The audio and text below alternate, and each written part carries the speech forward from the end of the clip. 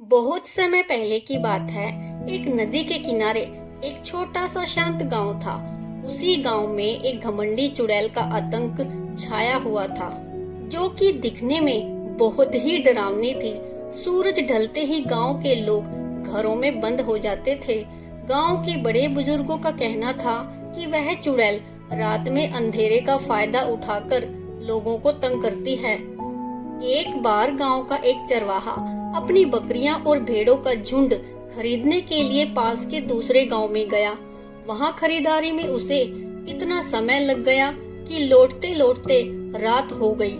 सूरज ढल चुका था और जंगल का रास्ता अंधेरे में डूबा हुआ था।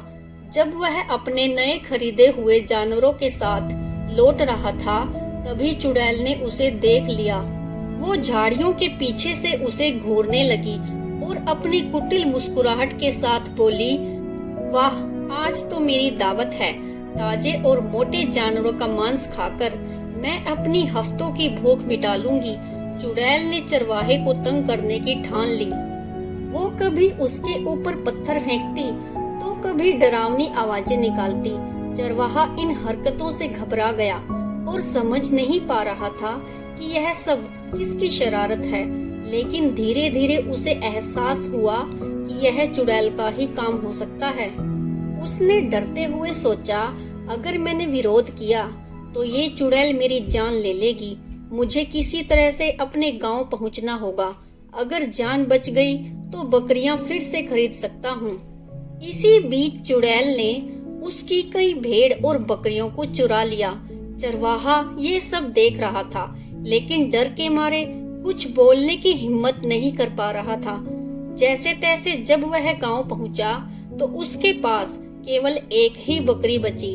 उसकी पत्नी आंगन में खड़ी होकर उसका इंतजार कर रही थी।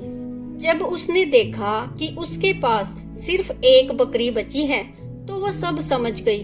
चरवाहा घर पहुंचा और उसने पूरी घटना अपनी पत्नी को बताई।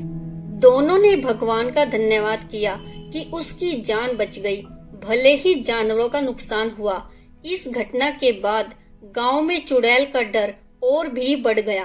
अब लोग सूरज ढलने के बाद घर से बाहर निकलने की हिम्मत भी नहीं कर पा रहे थे। फिर कुछ समय के बाद उसी गांव का एक मेहनती किसान अपनी बैलगाड़ी लेकर अपने खेत में गया। हर रोज की तरह वह हल चलाने में लगा हुआ था। काम करते करते अचानक उसका बैल ठोकर खाकर गिर गया और उसके पैर में चोट लग गई। किसान को बैल की चिंता होने लगी और वो तुरंत उसे बैलगाड़ी में बिठाकर गांव के डॉक्टर के पास ले गया। डॉक्टर ने बैल का इलाज किया और उसे आराम करने की सलाह दी।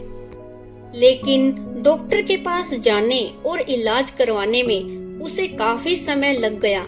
जब किसान लौटने लगा तो सूरज ढल चुका था और जंगल के रास्ते में गहरा अंधेरा छा गया था। किसान को पता था कि यह रास्ता सुनसान और खतरनाक है, लेकिन उसे जल्दी घर पहुंचना था। जंगल के रास्ते से गुजरते समय चुड़ैल ने किसान और उसके बैल को देख लिया। वह पास की झाड़ियों से घूरते हुए मुस्कुराई। उसने अपनी डरावनी हंसी के साथ कहा कि यह बैल तो बहुत ताजा और मोटा है, इसे खाकर मेरा पेट अच्छी तरह से भर जाएगा। चुड़ैल ने किसान को डराने के लिए पत्थर फेंकने शुरू कर दिए। पत्थर पास पास गिरने लगे और किसान को तुरंत समझ आ गया कि यह वही चुड़ैल है जिसके बारे में गांव में चर्चा होती थी। चुड़ैल की लालच भरी नजरें बैल पर टिकी थी। किसान ने घबराने की बजाय अपनी सूझबूझ से काम लेने का फैसला किया। उसने सोचा, अगर मैंने डरकर भागने की कोशिश की तो यह चुड़ैल मुझे और मेरे बैल दोनों को नुकसान पहुंचा सकती है। मुझे इसे अपने जाल में फंसाना होगा। किसान ने कहा, तुम इस बैल को खा लो, यह बीमार है। इसे खाकर तुम भी बीमार पड़ जाओगी। चुड़ैल ने झुंझलाकर कहा, जा इसे ले जा, मैं तुझे ही खा लेती हूँ। किसान ने बहाना बनाते हुए कहा, मुझे मत खाओ, मेरे पास तुम्हारे लिए एक जादुई कुआं है। उस कुएं में तुम्हारे लिए इतना सारा खाना है कि तुम्हें हफ्तों तक कुछ और खाने की जरूरत नहीं पड़ेगी। अगर तुम मेरे साथ चलो तो मैं तुम्हें वह कुआं दिखा सकता हूँ। चुड़ैल लालच में आ गई। उसने किसान की बात मान ली और उसके साथ कुएं तक चल पड़ी। कुएं तक पहुंचने के बाद किसान ने उसे कुएं के अंदर झांकने के लिए कहा। चुड़ैल जैसे ही कुएं के अंदर झांकने लगी, किसान ने तुरंत आसपास पड़े बड़े बड़े पत्थरों को उठाया और कुएं के मुंह को बंद कर दिया।